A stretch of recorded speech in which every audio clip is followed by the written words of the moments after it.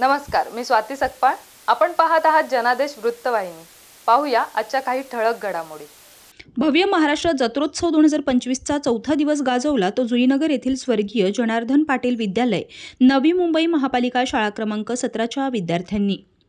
भव्य महाराष्ट्र जत्रोत्सवाच्या माध्यमातून निरंतर 24 वर्षांपासून सामाजिक बांधिलकी जपत महाराष्ट्राची संस्कृती जतन करण्याचं कार्य करत असलेल्या महाराष्ट्र महोत्सव समितीचे अध्यक्ष तथा भाजपा नवी मुंबई उपाध्यक्ष डॉक्टर राजेश पाटील आणि प्रमुख मार्गदर्शक माजी नगरसेवक काशीनाथदादा पाटील यांच्या वतीनं आयोजित जत्रोत्सवात महानगरपालिकेच्या विद्यार्थ्यांनाही आपले कलाकौशल्य दाखवण्याकरिता भव्य व्यासपीठ उपलब्ध व्हावे या उदात्त हेतूनं महाराष्ट्र महोत्सव समितीनं या विद्यार्थ्यांकरिता आपल्या महोत्सवात भव्य व्यासपीठ उपलब्ध करून दिल्यानं या महापालिकेच्या शाळेतील विद्यार्थ्यांचा वार्षिक स्नेहसंमेलन नृत्य आविष्कारानं पार पडला, ज्याचा आनंद उपस्थित जुईनगर आणि शिरवणे वासियांनी घेतला. विशेष म्हणजे माजी नगरसेवक काशीनाथदादा पाटील यांच्या वतीनं यावेळी महिलांकरिता असलेल्या पैठणी साड्यांचे लकी ड्रॉ या शाळेतील शिक्षकांच्या हस्ते काढून विजेत्या महिलांना पैठणी साड्यांचं वाटप करण्यात आलं. पाहुयात या कार्यक्रमाची काही क्षणचित्रे.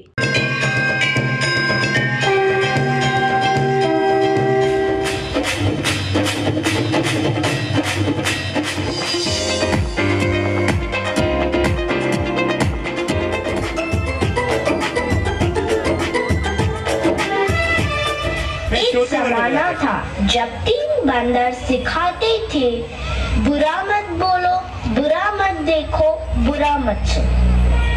अब और एक बंदर है, मोबाइल वाला बंदर, जो कहता है किसी को ना देखो, किसी को ना सुनो, किसी से कुछ ना बोलो.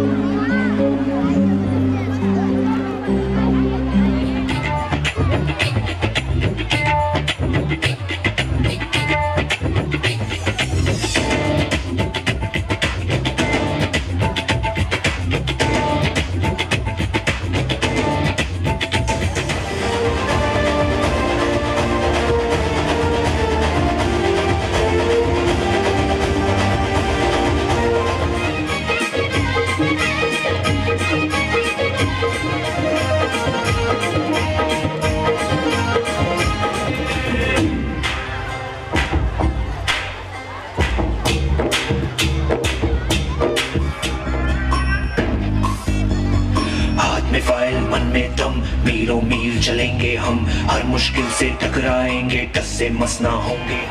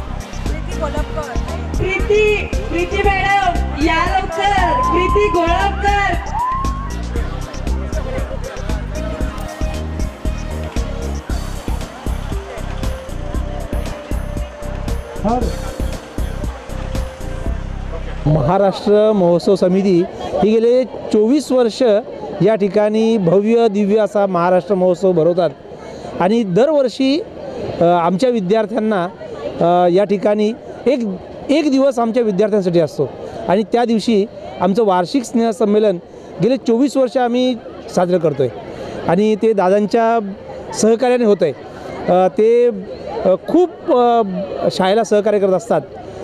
शाळेच्या प्रत्येक अडचणीला ते हजर असतात आणि म्हणून आम्ही ह्या महोत्सवामध्ये अगदी उत्साहाने भाग घेतो.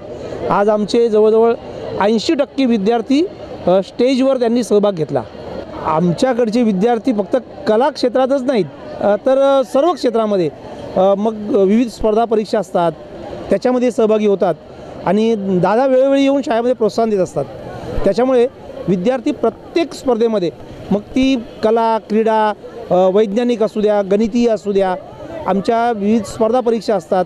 NMMS परीक्षा किंवा मंथन परीक्षा विविध शिष्यवृत्ती परीक्षा विज्ञान जत्रा किंवा विज्ञान विषयी ज्या काही स्पर्धा होतात त्यांच्यामध्ये आमचे विद्यार्थी खूप चांगल्या प्रकारे भाग घेतात.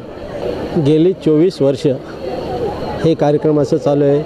त्यावेळेला मी कॉर्पोरेटर नव्हतो, त्याच्या अगोदरपासून हा प्रोग्राम आमचा चालू आहे. परंतु जेव्हा मी ह्या नगरीचा ह्या जुईनगर पाड्याचा जेव्हा नगरसेवक झालो त्यावेळेला त्या शाळेची परिस्थिती फारच एकदम दयनीय होती.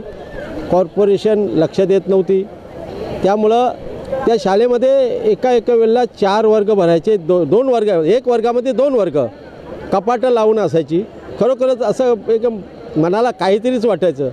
पण त्यावेळेला मी निश्चय केला का जुईपाड्या शाळा म्हणजे हे जे विद्यार्थी आहेत हे गरिबांचे आहेत दीनदुबळ्यांचे आहेत यांचा उत्कर्ष कसा होईल त्या हेतूने मी शाळेचं 14 वर्ग बांधले.